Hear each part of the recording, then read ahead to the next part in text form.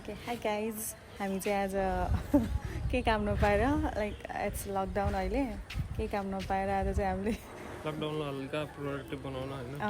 अनि हामीले चाहिँ के गरेको थियौँ भन्दाखेरि लाइक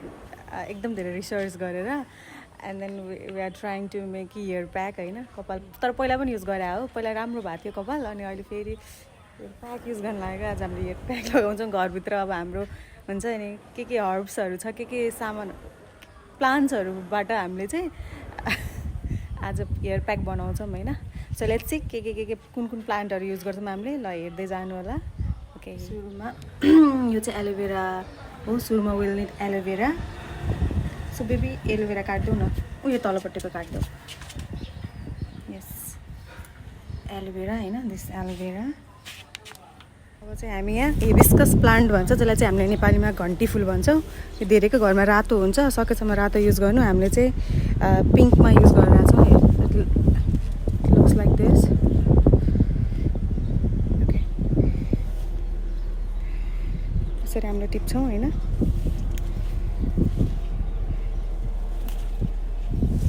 अनि यो अलिअलि यहाँ भित्रभित्र कता छ will get that this is the flower होइन हिबिस्कस चाहिँ it works like natural keratin होइन हिबिस्कस प्लान्ट चाहिँ नेचुरल क्याराटिनको फर्ममा युज हुन्छ यस यो रातो एन्ड पिङ्कमा पनि फुल्दो रहेछ मैले चाहिँ पहिला सुरु रातो देख्थेँ पिङ्क चाहिँ यहीँ आएर देखायो होइन अनि यो चाहिँ करिपत्ता इङ्ग्लिसमा पनि करी नै भन्छ करिपत्ता नै भन्छ क्या आई डोन्ट नो के भन्छ तर यो पनि धेरै युज हुन्छ इन्डियातिर चाहिँ धेरै जस्तो खानामा पनि युज हुन्छ दालहरू फ्राई गर्न पनि युज गर्न सकिन्छ यसलाई यस्तो हुन्छ यो चाहिँ हेयरको लागि पनि एकदमै राम्रो छ यु क्यान डु रिसर्च होइन करिपत्ता भनेर हाम्रोमा चाहिँ अहिले चाहिँ हामीले यति कुरा कलेक्ट गरेको छ एलोभेरा चाहिँ यतिकै डाइरेक्ट टिप्ने बित्तिकै लगाउनु हुँदैन यसलाई चाहिँ हामीले 15-20 मिनट्स जस्तो पानीमा भिजाएर राख्नुपर्छ यो चाहिँ हामीले फ्रिजमा राख्छौँ अलरेडी भिजाइसकेको हामीसँग अलरेडी छ उता फ्रिजमा we'll use that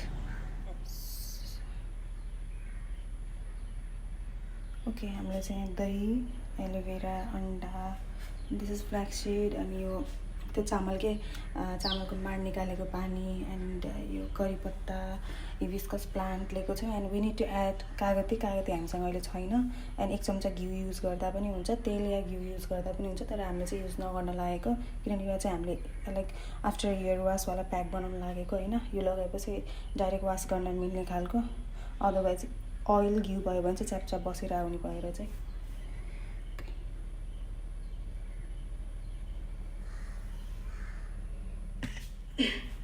यो चाहिँ हामीले आफ्टर हेयर वासवाला ट्रिटमेन्ट क्रिम जस्तो बनाउन लागेको होइन बिफोर हेयर वास प्याक लाउने हो भने चाहिँ यु क्यान युज अइलमा चाहिँ अब तोरीको तेल एन्ड घी पनि लिन सक्नुहुन्छ 1 चम्चा घी पनि युज गर्न सक्नुहुन्छ घिउ is very good for hair होइन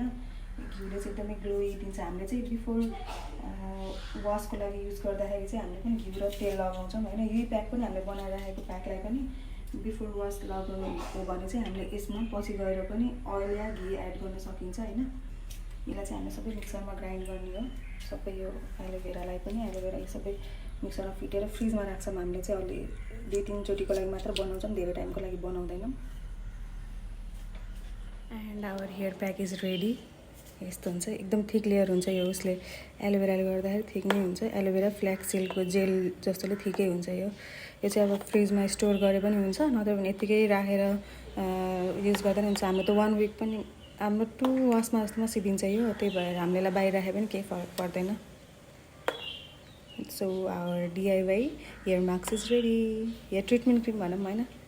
मास्क भन्दा नि मास्क हो भने चाहिँ हामीले यसमा एकदम मेथीहरू अइलहरू अरू धेरै के युज गर्छौँ बट यो ट्रिटमेन्ट क्रिम भएको भएर युज गरेर छैनौँ त्यो सबै कुरा